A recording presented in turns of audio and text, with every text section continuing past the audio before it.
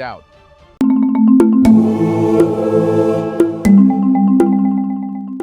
In a public address delivered in Ouagadougou, President Ibrahim Traore of Burkina Faso made serious allegations against France and its involvement with neighboring countries Ivory Coast and Benin. Traore claimed that France is colluding with these nations to destabilize Burkina Faso and insisted that his government has evidence to support these assertions, promising to reveal it soon. This speech has sparked significant controversy and raised questions about the geopolitical dynamics in the region. President Traore's accusations center around alleged French military operations and the role of Ivory Coast and Benin in these activities. He specifically mentioned a center of operations in Abidjan aimed at destabilizing Burkina Faso, as well as audio recordings of French agents in Benin interacting with terrorist training centers. The implications of these claims are profound, suggesting a deliberate effort to undermine Burkina Faso's sovereignty. Are the allegations against France plausible? Why would President Ibrahim Traore accuse France of destabilizing Burkina Faso? President Traore's accusations against France are not without precedent. Historically, France has maintained a significant influence over its former colonies in Africa, often intervening in their political and military affairs. The term France-Afrique describes the continued economic and political ties between France and its former African colonies, which critics argue perpetuates a form of neocolonialism. In this context, Traore's allegations of French interference are seen by some as a continuation of this historical pattern. Traore's claims are centered around specific allegations of French military bases and operations in Ivory Coast and Benin, which he asserts are being used to train groups and destabilize Burkina Faso. The presence of French military bases in Africa is well documented, with France maintaining several bases across the continent for strategic and security purposes. However, France says, the notion that these bases are being used to support terrorist activities is a grave accusation that requires substantial evidence, and many previous reports provide evidence of France's involvement in such activities. In January 2013, France launched Operation Serval in Mali, a former French colony, to counter Islamist militant groups that had taken control of northern parts of the country. This operation was followed by Operation Barkhane in August 2014, aimed at combating terrorism across the Sahel region. While these operations were intended to stabilize the region and combat terrorism, they have also sparked significant controversy and criticism. There have been reports and accusations of civilian casualties resulting from French military operations. For instance, a January 2021 airstrike in central Mali was claimed by locals and organizations like Human Rights Watch to have killed civilians at a wedding party. The French military, however, insisted that the strike targeted armed militants. Such incidents have fueled resentment and mistrust among local populations. France has been accused of exerting undue political influence in Mali. Critics argue that the French military presence serves not just anti-terrorism purposes, but also broader geopolitical interests, including maintaining influence in former colonies and securing access to resources. This perception of political manipulation undermines the legitimacy of French operations in the eyes of many Malians. There have been numerous protests in Mali against the French military presence. Many Malians have expressed frustration, believing that the presence of foreign troops has not significantly improved security and has, at times, exacerbated local tensions. The sentiment on the ground reflects a growing disillusionment with foreign interventions perceived as self-serving rather than beneficial to the local population. And for the recent accusations, Traore will show evidence. The upcoming release of evidence, as promised by Traore, is crucial in substantiating these claims. If the evidence includes audio recordings and other concrete proof, it could significantly impact international perceptions and policies. It is essential to consider the historical context of France's involvement in Africa to understand the plausibility of Traore's accusations fully. But why is there an immediate reaction against France without proof? Here's a reminder to please like and share the video and subscribe to our channel to watch more videos on Black culture, history, civilization, and identity. Let's continue now. The historical context of French influence in Africa lends credibility to Traore's claims. From Algeria to Mali, France has a track record of military interventions and covert operations aimed at maintaining its influence. This history of interference combined with the strategic importance of Burkina Faso in the region, suggests that France might indeed have vested interest in the country's stability or instability. Traore's speech also taps into a broader narrative of African resistance against neo-colonialism. By accusing France of destabilizing his country, he positions himself as a defender of Burkina Faso's sovereignty and independence. This stance resonates with a significant segment of the population that is weary of foreign interference and eager for genuine autonomy. With the historical context and plausibility of these allegations in mind, we now turn to the specific criticisms levied against the leadership of Ivory Coast and Benin. How are the leaders of Ivory Coast and Benin implicated in Traore's accusations? President Traore's speech did not only target France, he also leveled serious criticisms against the leaders of Ivory Coast and Benin. Traore accused these leaders of collaborating with France to undermine Burkina Faso, specifically mentioning a center of operations in Abidjan designed to destabilize his country. The political dynamics between these nations are complex, and Traore's accusations suggest a significant rift. Ivory Coast and Benin, both former French colonies, maintain strong ties with France. The leadership of these countries, particularly under Presidents Alassane Ouattara of Ivory Coast and Patrice Talon of Benin, has been criticized for aligning closely with French interests. Traore's allegations suggest that this alignment extends to actively working against Burkina Faso's stability. The center of operations in Abidjan, as described by Traore, is a critical element of his accusations. If true, it would indicate a coordinated effort involving high-level officials in both Ivory Coast and Benin. This raises questions about the motivations behind such actions. Are these leaders acting under French influence, or do they have an interest in destabilizing Burkina Faso? The strategic location of these countries makes them significant players in regional politics. Ivory Coast, with its economic power, and Benin, with its strategic ports, are crucial for any regional power dynamics. Traore's allegations, therefore, suggest a high-stakes geopolitical game where Burkina Faso is caught in the middle. Traore's criticisms extend beyond mere political actions. He warned that the people of Ivory Coast and Benin would suffer the consequences of their leaders' actions if these destabilizing efforts did not cease. This statement indicates a potential escalation of tensions, with possible repercussions for the broader region. Traore's call for the people of Ivory Coast and Benin to speak to their leaders and advocate for a change in policy underscores the gravity of his accusations. He suggests that these actions are not in the best interests of the citizens of these countries, framing it as a broader regional issue rather than a bilateral conflict.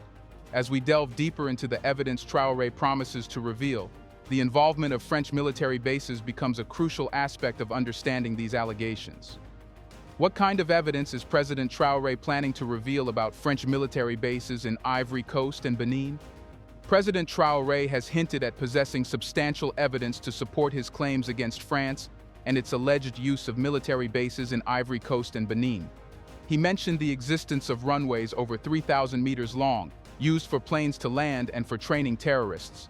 Furthermore, he referred to audio recordings of French agents interacting with terrorist training centers in Benin. The specific nature of this evidence is critical. Audio recordings can be a powerful form of proof, especially if they demonstrate French agents' involvement in training terrorists.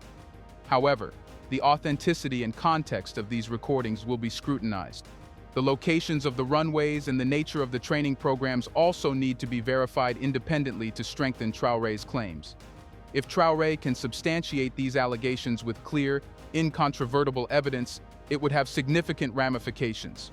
It could lead to international condemnation of France's actions and strain diplomatic relations between France and other African nations. Moreover, it would bolster Traore's position domestically, portraying him as a leader who is willing to stand up to powerful foreign influences.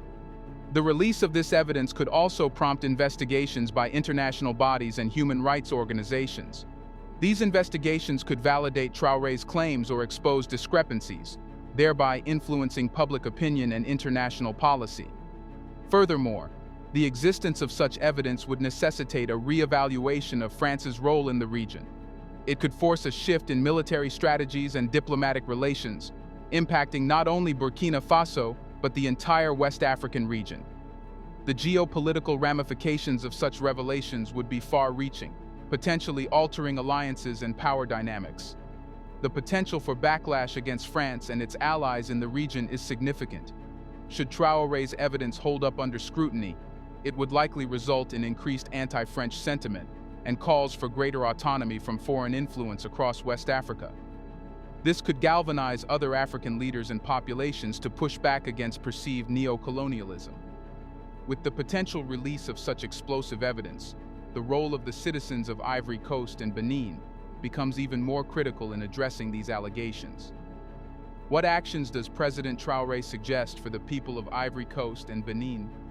President Traore's call to the citizens of Ivory Coast and Benin to speak to their leaders and advocate for policy changes highlights the grassroots aspect of his appeal.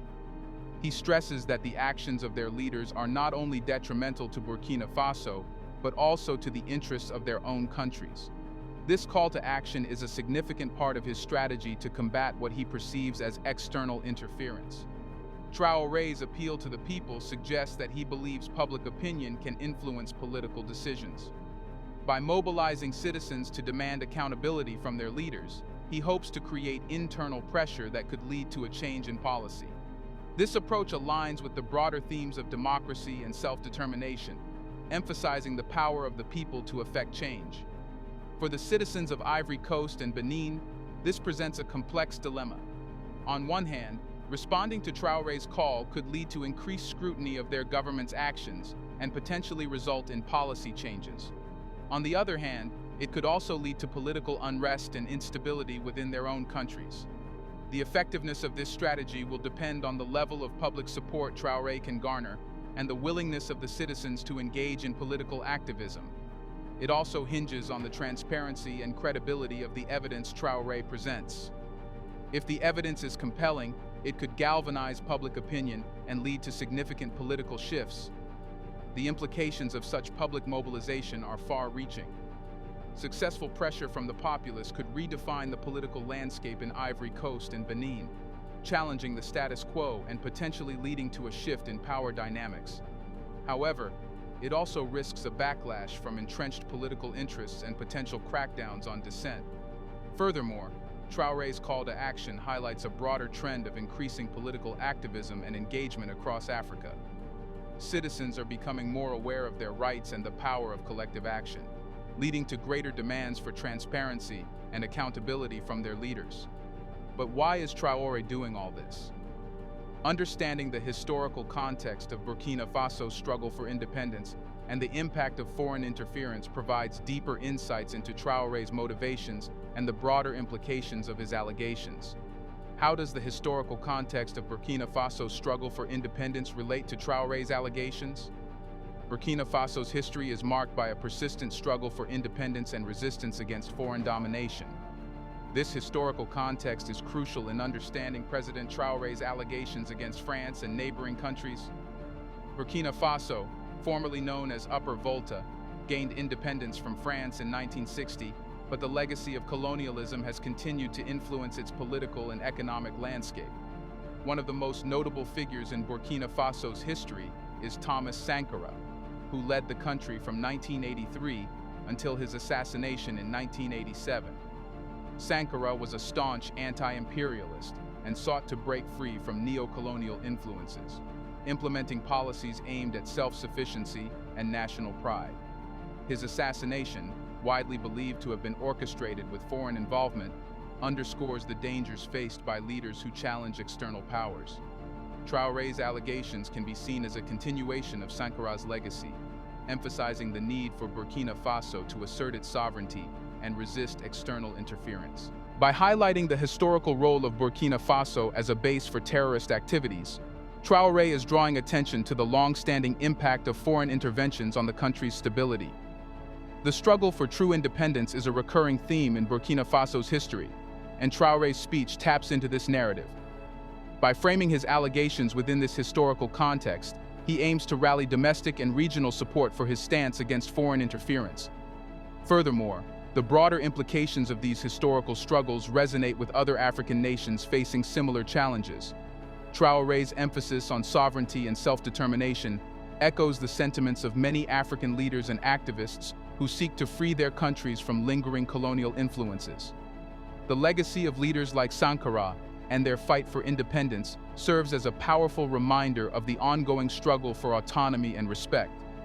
Traore's stance against what he perceives as neo-colonial actions by France and its allies is a testament to this enduring fight. Well, in the end, let's see how the locals are reacting to Traore's allegations. President Ibrahim Traore's bold accusations against France and neighboring countries have sparked a wide range of reactions among the people of Burkina Faso. The nation, with its complex history of colonialism and a strong sense of national pride, is experiencing a wave of emotions and opinions in response to these claims. A significant portion of the population has rallied behind President Traore, viewing his allegations as a necessary stand against neo-colonial influences. Many Burkinabés see Traore as a defender of their sovereignty and independence, echoing the legacy of leaders like Thomas Sankara, who championed anti-imperialist policies. Public demonstrations and social media campaigns in support of Traore's stance have become increasingly common, reflecting a strong nationalistic fervor. Angry protesters targeted the French embassy in Burkina Faso's capital, Ouagadougou, for a second day in a row, setting fire to barriers and throwing stones at the building.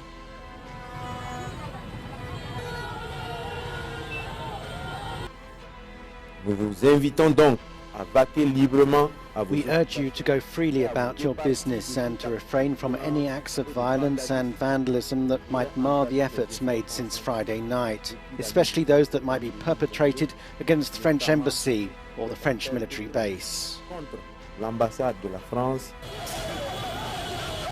Amid the tension, there is a growing call for regional unity and solidarity among West African nations. Many citizens believe that addressing these issues collectively, rather than through confrontation, would be more beneficial. This sentiment is rooted in the idea that regional cooperation can help mitigate external influences and promote mutual stability and development. Domestically, Traore's allegations have influenced the political landscape. Opposition parties and figures have seized the moment to either align with or challenge the government's narrative, leading to a vibrant and sometimes contentious political discourse. The handling of this situation could have lasting impacts on Traore's political capital and the broader political environment in Burkina Faso. Do you think France must stop attacking a nation's sovereignty? Will Traore prove that France did it? Let us know in the comment section. After considering the past, do we need evidence? Do you want to watch more videos like this one? If so, subscribe to our channel and press the bell icon next to it. We have decided to bring videos on something nobody talks about: the Black culture, civilization, history, and evidence about how glorious Blacks have been. Thanks for watching, and until the next video, stay tuned.